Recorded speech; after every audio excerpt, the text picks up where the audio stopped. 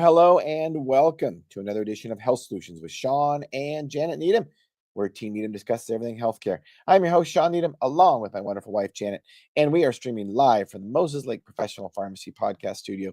And we are super excited to have Eliana Sheriff on our podcast, sharing her health journey and story about how she shattered her femur and how she recovered from it. So we also were finding out before we got on the air that she's actually from Tri-Cities, Washington, which is just a little over an hour south of Moses Lake. And now she's in Austin. And just interesting how we've connected with people all over the world with our podcast and how it's such a small world, even though it's global. So Eliana, welcome to our show. Hey, thanks for having me on. And I'm excited to join and share about just the past few years of recovering the biggest and the longest, strongest bone in your body that you can break. Is your femur. So Zoe, go ahead and bring a picture up, and we'll just kind of talk about this through pictures. So we're gonna scroll through these and tell us a little bit about this. Yeah. So, So in March of 2023, I had just moved here to Austin, Texas, actually. Very excited to be active and explore the city and, start rock climbing at the local gym here. I'm a rock climber. And unfortunately, my leg had started hurting really bad from, I think, overtraining. I had started running every day. And as we know, if you do too much of something too soon and you're not properly conditioned, you can get hurt. And so my leg was hurting for about 2 weeks and I kept pushing it. I kept exercising. I didn't want to stop exercising. But as we know, sometimes we have to listen to our bodies. And so I was warming up at a local rock climbing gym and I snapped my thigh. I did a little move and I kind of slipped. And all of a sudden I knew that, I was on the ground and couldn't move. And my leg was swelling to a crazy degree.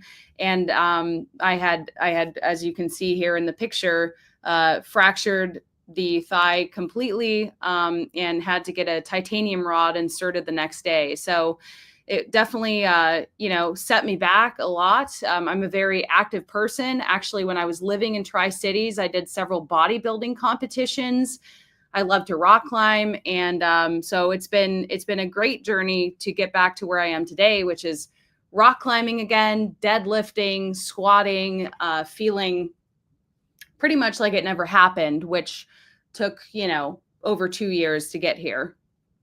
So what actually caused the fracture? Did you have a small fracture before and then you made it worse or something? So I never went to the doctor to find out, but everything from, what I've described with this pain in my thigh that started kind of moving up my leg, and I was limping already before I broke it. So I'm sure many of your viewers would say you should have just stopped exercising, which is a good point, but I've learned a very valuable lesson through this expensive and painful experience. But yeah, I think that I probably had a hairline fracture, because most people that break their femurs, this is through a car accident. This is through, major trauma. So it is very odd. I have gotten a bone density scan. I actually did that, just a few months after I broke it. That was totally fine, because people are trying to figure out how the heck did you break this while just sort of twisting your leg on a bouldering wall. And so I think that's the running theory, is that I had a hairline fracture and it was just sort of ready to go. So, yeah. Let's scroll through some more of these pictures and you can tell us about what's going on. So, yeah. Oh, so yeah. Great photo. I think the first one, it's kind of hard to tell. This one, it actually, it doesn't really look like a thigh bone because it looks so small. But yeah, that is a mid-shaft spiral fracture. And like I said, I happen to be just in this sort of sideways position, sort of sideways on the wall. And I reached and I grabbed the hold, and I didn't have a great, secure grip on it. So I grabbed again, and I remember sort of slipping. And that's when I heard it. It was like unmistakable snap, snap. And then I fell on the ground, but that's not what broke it. I think it was like sort of this twisting movement. Right. And, from there it was like, okay, can I feel my foot?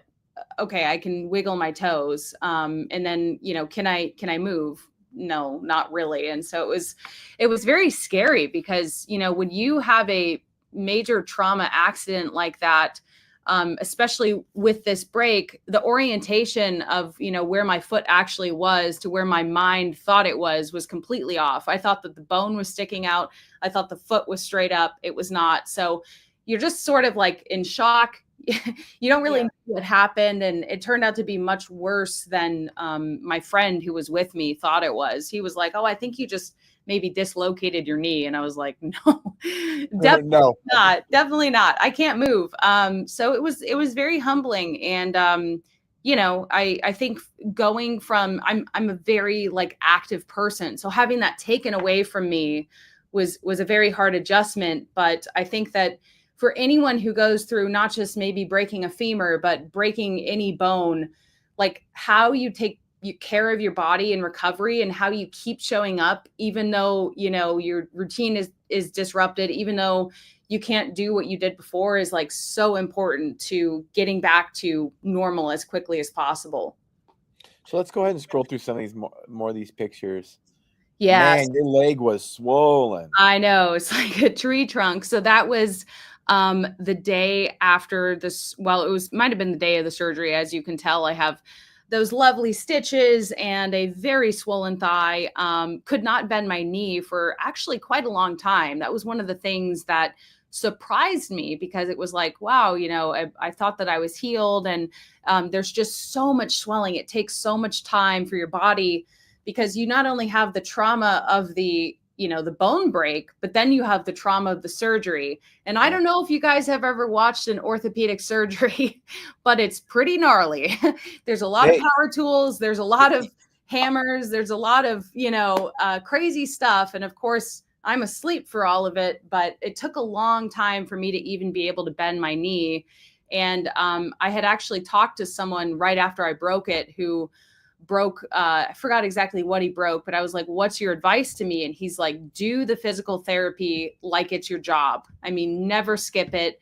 So do those exercises. You know, I had to put a towel around the front of my calf or shin to like try and pull incrementally the leg back together, because the knee didn't want to bend. So there's the one thing that I've learned is that, you know, bone heals pretty well. I mean, bone can heal back to like 100% of what it was before.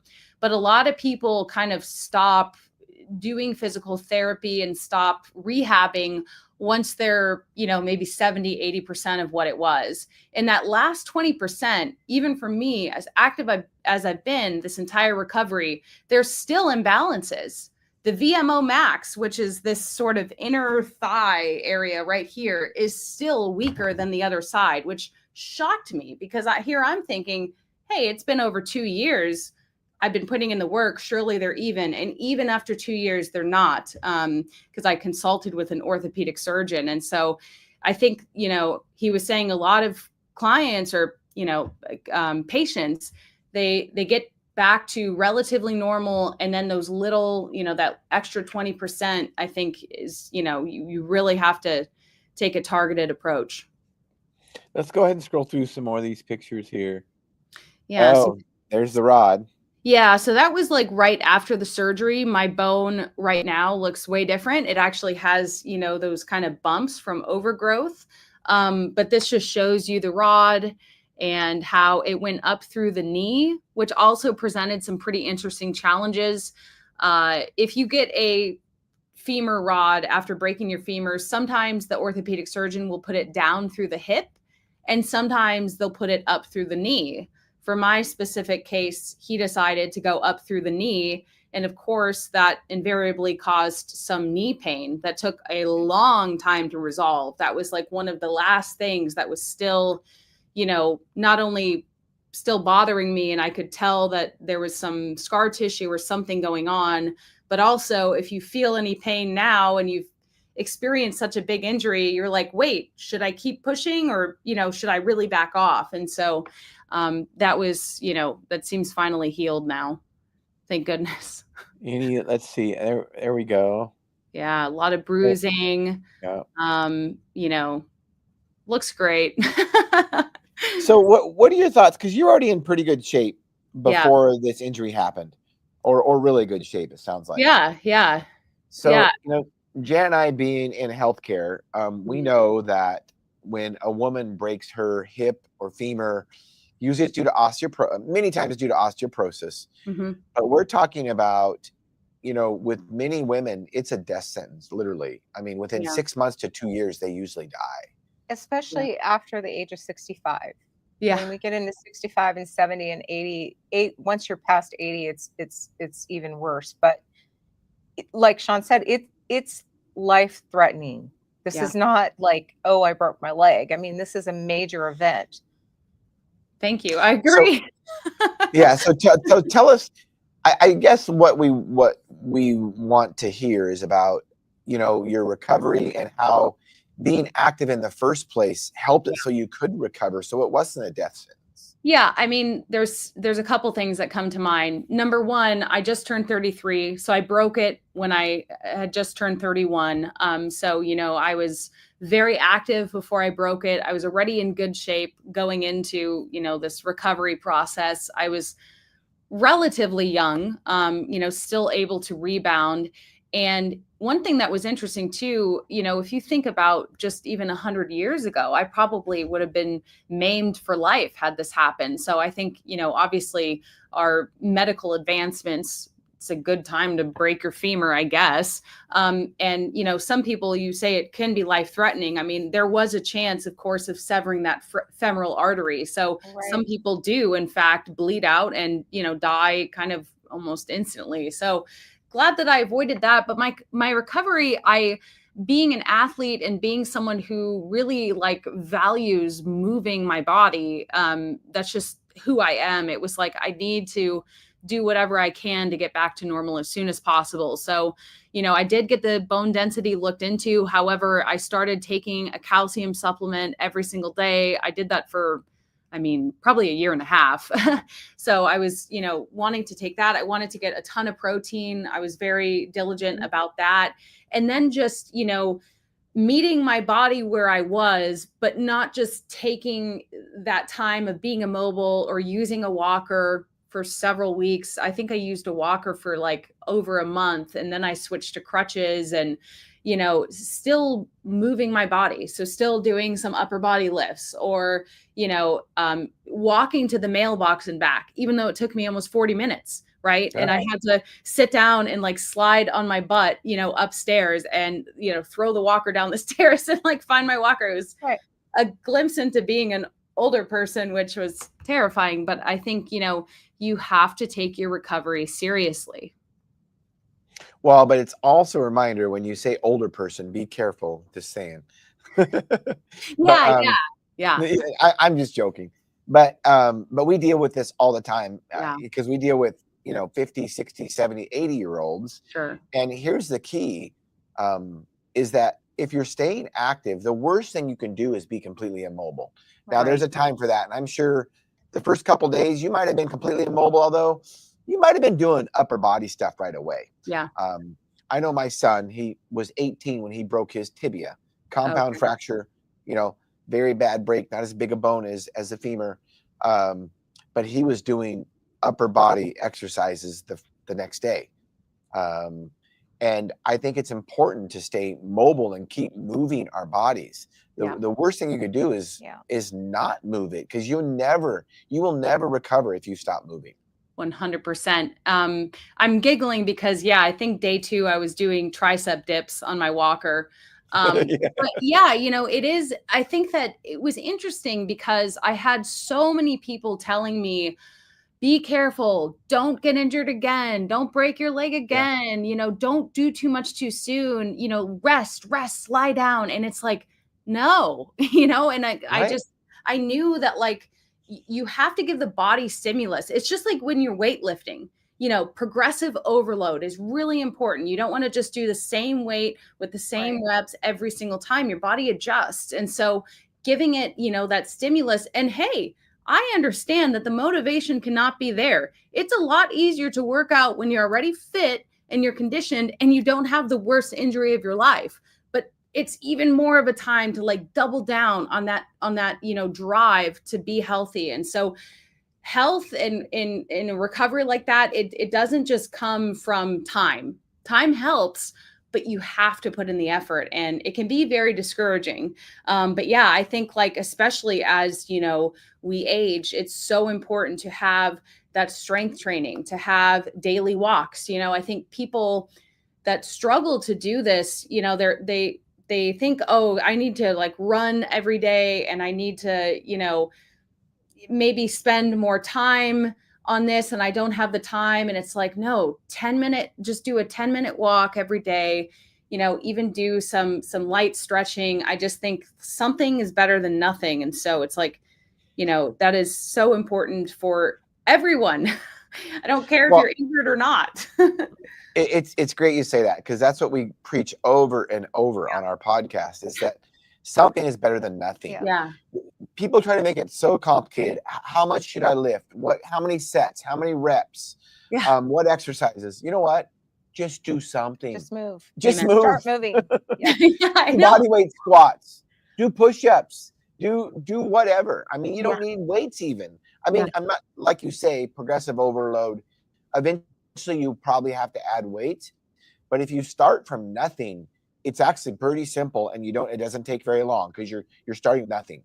Oh yeah. I think what's interesting is, calisthenics, for example, like people think, oh, body weight, that doesn't count for anything. It's like, okay, try doing some pull-ups, try doing a lot of push-ups, right? Like try doing some sit-ups, especially if you just are not in shape at all. Like these things really, maybe air squats seem kind of easy, but you can always up the volume, right?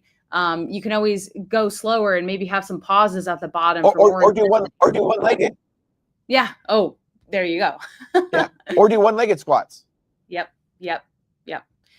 Yeah. I think that, it's important if you are struggling to find that motivation, because I know a lot of people. Oh, can you hear me? Can you hear me? Is it good? Oh no, is it frozen? Looks like maybe it's a little bit frozen. I will wait until it comes back. You guys can hear me? I technically use it. Oh. We're not quite. It's just a little bit garbled, and it's pausing. I think it's our internet. Oh no. It's kind of unstable. That's what it's telling us. Okay. Well, so while we're having technical difficulties, don't we love it? I think we're still struggling a little bit, but I think the biggest point that we want to make is that, or what health status you're at, movement is going to improve no matter what situation you're in, because you need that blood flow, you need the oxygen, you need to keep that tissue moving for it to heal and for it to be healthy. And stagnant and not moving is probably the worst thing you could do for an injury or just your overall health. 100%. I'm living proof. Just out of curiosity. Yeah, right, exactly. And just out of curiosity, what was, I doubt the doctor ordered you to start doing tricep dips on your walker within 2 days. No. But all jokes aside, what did he suggest? And as far as, did he suggest, for a day you should do nothing? I mean, just out of curiosity, what was it? So the doctor didn't really give me many instructions. It was sort of like I refused to take home any narcotics. So by the third or fourth day, I think by the fourth day, I was completely off of whatever pain meds they were giving me, because I was like, I am not bringing that home. I'm not coming out of this with an addiction. That's, no way. And so they did send me home with like high dose ibuprofen, as well as the muscle relaxer. I'm trying to remember what it was called. You might know. Cyclobenzaprine? That doesn't sound familiar, but it was like a muscle relaxer, right? Okay. So I was like switching off between the two. And so really, and the Lovenox, let's not forget the stomach twice a yeah. day. Yeah, for all the clots. Yeah. Mhm. Yeah, so that's one thing that, I was also, I mean, I hated it. It was painful, it stung, it was not fun, but I was like, I don't want to have a blood clot. And that was the other reason that I was very diligent, even in my walker, about moving around at a very glacial pace. I was like, I don't want to get a blood clot. And so Right. another reason to, it's like, we don't have to overcomplicate it, but just even like walking around your kitchen versus just laying in bed. It's, it scares me just laying there for so long. I think it's so bad for you. But I did go to physical therapy. However, I actually 3 months after, during physical therapy, I tore my hip labrum. So Wow. that was not a great setback. I actually stopped going to physical therapy after that because I was very upset that that happened. I thought that that shouldn't have happened doing physical therapy. But at that point, I started doing some low impact exercises like swimming, and doing what I had learned, at least my homework from the physical therapy. I kept doing, those exercises to bend the knee, doing physical therapy in the water. So, doing various exercises, not just, swimming. And then slowly, as things got better, I was able to walk for longer distances. I think that I was already taking CrossFit classes just 6 months after the surgery. So, And doing the full workouts? and doing the full workouts. Yeah. Yeah. However, I did back off of that because I started to deal with that knee pain, and that took a good year, almost 2 years to actually, yeah, 2 years to completely resolve. There was still a lot of like nagging inner knee pain, and I would feel it doing squats.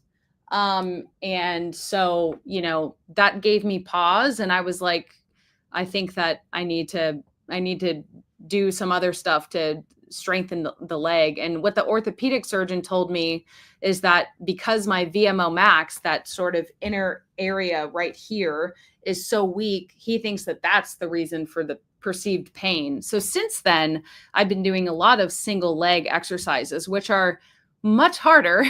If anyone's curious and they want to switch things up, try doing things, with a single leg or a single arm, especially if everyone has somewhat of an imbalance, right? I think. So even if you're healthy, so it's I think single body stuff is very helpful. Yeah, single leg deadlifts, single leg split squats.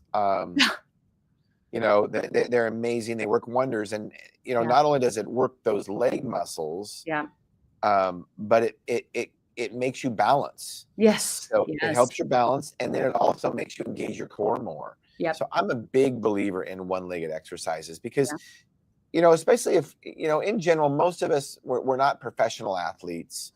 We work out to be in good health. Yeah. And if that's why we're working out, then if we can walk or squat or jump on one leg, then we'll always be able to walk on two legs pretty Yeah. easily. That's Yeah. how I look at it with Yeah. one-legged exercises. Yep. So tell us, because your activity changed, did your diet change? Did my diet change? I was very focused on protein. Like I'm focused on that now, but it was very important to me because I wanted to be able to stimulate bone growth in the best way that I could. So I knew that protein. I think I was also taking some collagen around that time. And then also, of course, the calcium supplements. I want to say I was also, is it K2? Is that Yeah. something? Yeah, I think Yeah. that I was taking that along with the calcium, but I have stopped that. And then as far as, I was worried about, gaining weight, obviously with less exercise. However, I think that I only gained maybe 5 pounds through that, maybe 10. But I tried to not worry about that so much because, the sooner I could heal, the sooner I could get back to full activity. So Yeah, it didn't change much aside from making sure to get enough protein, whether it was like, you know, a little protein shake, Premier Protein or whatever, or, you know, powders or something, a lot of eggs. Because I was more like vegetarian at the time. I'm actually much more of a meat eater now. So I think that, you know, that would have been helpful then. That's an interesting transition. You wanna go into that a little bit? Yeah, I think that I just know how much protein through the bodybuilding and stuff. Because I was like a vegetarian for, you know, 10 years essentially. And when I was bodybuilding, I actually was like, I have to start eating chicken because this is just, you know, protein powders and eggs and cottage cheese, whatever. It's just not like I'm in a cut. Like this is not enough. You know, I need something that feels real. And so I started eating meat, but I was pretty picky about it. And just in the last year, actually, I think just because, you know, my fiance eats a lot of meat, he loves meat. And so I've been more open to trying it. And I think my beliefs around it have changed to where you know, the more that I read about how great protein is and having less carbs, I think is probably helpful as you get older. I mean, I'm no expert, but it seems like a thing that, you know, if I like it, it's beneficial. So, yeah, I've been having a lot more ground turkey and I actually really like it. So, Are you familiar with Shawn Baker, Dr. Shawn Baker, carnivore mm-mm, diet? mm-mm. Yeah, check him out. He's been carnivore only for 7, 8 years. And Yeah, he's been on Joe Rogan a couple times to talk about it. And I think as humans we are omnivores. yeah, right. But I do think that, I mean, that's just a fact. We are omnivores. And anybody that argues that fact is just uneducated. Yeah, But I do think that most of our calories probably should, ancestrally, it did, and even now should come from meat. yeah, It's just very hard to get enough nutrients in plants only because yeah. they're not concentrated enough. I think that what also kind of helped change my perception is I feel like, you know, obviously I'm on Instagram and stuff. And I feel like now you really are seeing a lot more, you know, carnivore or keto people speaking out. Whereas before, veganism or that Yeah. idea of like, you know, plant-based was like really hot. And now I think like the more that I listen to other points of view, it actually does make much more sense to me. The other thing that I've been curious about is I was diagnosed with a mood disorder when I was 14 and very stable. However, I have heard that having a more carnivore diet actually can help a lot. And so just out of pure curiosity, I'm like, this is another reason that I think that I should be more open to meat and not have this aversion to it. And, you know, if you're trying to hit a protein goal, it is really hard to hit 150 grams of protein if you don't have any meat. It's very hard. Very hard. It's almost, without supplementing, like with Yeah. whey or some kind of powder, it's almost impossible. Yeah, but then I'm like, why am I supplementing with all of this stuff that's ultra processed, tons of Right. artificial sweeteners? I love artificial sweeteners. I won't deny that, but I'm like, maybe I'm doing this wrong. Like maybe I shouldn't be relying on all this processed food that's like really sweet. And then it's like, I don't know. I think that, you know, it's interesting that these diet sodas and stuff too. It's like, I love Diet Coke, but I'm like, wow, I do notice that if I were to have water at a restaurant versus Diet Coke, I can eat way more if I have Diet Coke with it. Yeah. Yeah. You know, like That's true. very interesting, right? Well, and back on the plant-based diet, you know, if you, you know, how good is a diet if you have to supplement? Yeah. And I'm not necessarily saying supplements are bad, you know, but if you have to supplement to get enough protein, then it's probably not a good diet. I mean, because sure. that's not how we were designed. No. You know, and some people don't like me saying this, but protein drinks and protein bars, they're junk food. They really are junk food. I know. Yeah, and I'm not saying I don't eat them. I mean, every once in a while I'm in a pinch, I do. But you know, is a Premier protein bar much different than a Snickers bar? Not really. No. No. I mean, maybe a little less sugar and a little more protein, but it's in a wrapper. And Yeah. our motto is, if it doesn't rot, don't eat it. Well, Yeah. either one of those will rot. Yeah. I think too, you know, your stomach usually hurts after certain, I mean, a Quest bar, oh my God, like that makes you feel terrible, you know. So a Yeah. lot of these additives and whatever they're doing to make these bars, I typically don't feel good. I remember one time, this was like a terrible rookie mistake, but it was the show day of one of my bikini bodybuilding shows, and I had a protein bar that day, and my coach was like, "Why did you do that?" And I was like, "I don't know." And then of course, you know, who knows if it really impacted anything, but it's like it's like a guiltless candy, but it still is candy, you know. Well, and speaking of that, so like a Quest bar, and Quest bars are my go-to when we're traveling and I'm looking for something high in protein, and I don't have anything else to go for. Although you can still get cheese and meat in a convenience store, or a hard-boiled egg, which is much better. But I find myself craving those protein bars. Yeah. And how many Quest bars? I know Jan does not like No. them, but how many Quest bars could you eat? I mean, I could eat 3 or 4 of them. But Yeah. how many chicken breasts could I eat? Probably 1. Right. Right. I know. It's You know, I mean, that's why Quest bars are junk food. it's eye-opening. It really is. Well, it's because the digestion starts in your mouth. Yeah. And so you're loading your body with all that sugar that's so fast. So the digestion of the food is different, right? You eat meat, it has to go down further and it takes slower time for that whole process to go through your body. So you're actually stimulating your body differently. So we shouldn't be surprised that we react to it differently, right?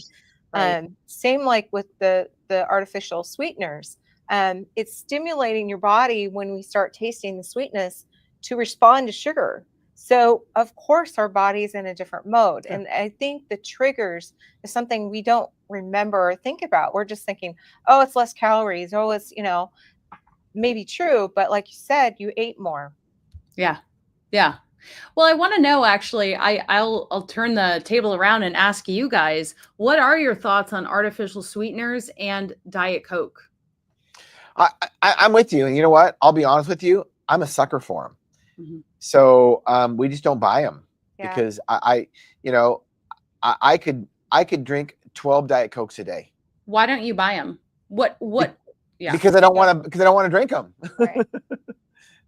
They're So just not healthy for you. it's like a bag of chips or Oreos. If they were in my house, I would eat them. So we Yeah. just don't buy them. And Yeah. I'm not going to run to the store to buy them. So, you know, we just don't buy stuff that we don't want to eat at home, and Yeah. it just makes it a little easier, or a lot easier, to eat healthy. Yeah, I think for me also it's bone health, because a lot of those sodas excrete bone. The other thing too is that, you know, there's some, in my opinion, there's some addictive quality to it, because I'm like Shawn, I used to love to drink Diet Coke and I rarely do. The further I'm away from drinking diet sodas, the further I crave them or care to have one.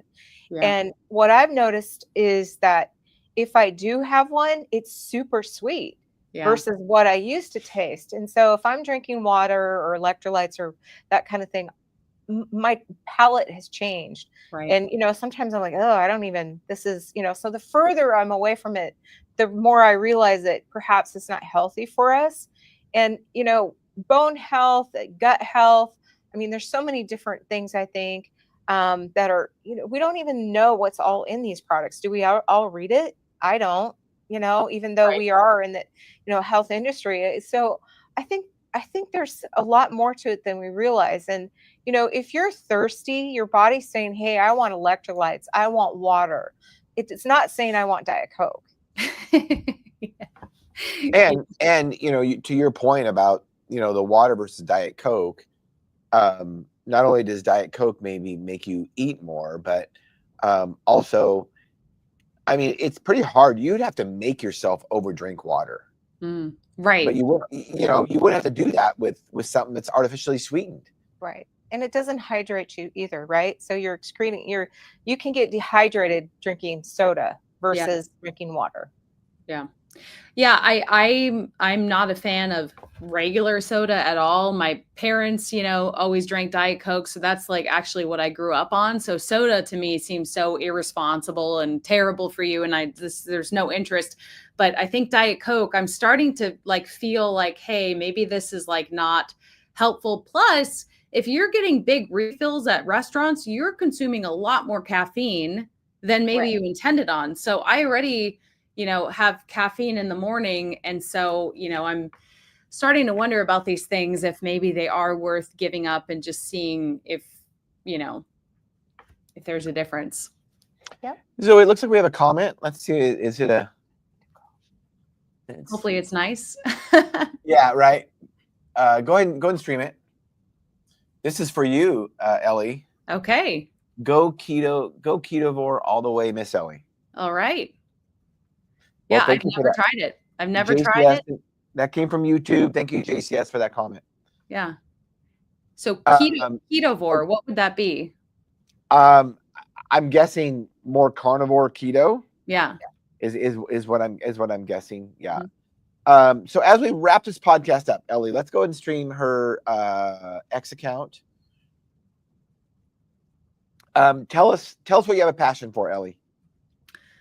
I really do love activities and moving and rock climbing. I'm actually back rock climbing, which I didn't know if I would ever do again, considering that's how I broke my femur. But it just dawned on me, like, I love this sport, and why would I quit something that gives me so much joy? So I'm passionate about rock climbing. Obviously, I'm actually planning on starting a family pretty soon here. I'm getting married in September, and then, we're going to start trying. So that's pretty exciting. And I'm also passionate about teaching people about the space industry. That's my full-time job. I'm a YouTube creator. As you can see, I've interviewed Elon Musk and cover SpaceX exclusively. And so, yeah. That's awesome. So, thank you for being on our show today. Thank you for sharing your story. We love hearing people's stories of how they've overcome health challenges, and your story is very inspiring, and you've helped us realize our goal, which is to educate and empower individuals to take charge of their own health. So thank you, Ellie. Absolutely. You guys can do it. And Ellie, and listeners and viewers, thank you for tuning in to Health Solutions with Shawn and Janet Needham. Tune in Thursday to our midweek scheduled podcast, 8 a.m. to 9 a.m. Pacific Standard Time. Thank you.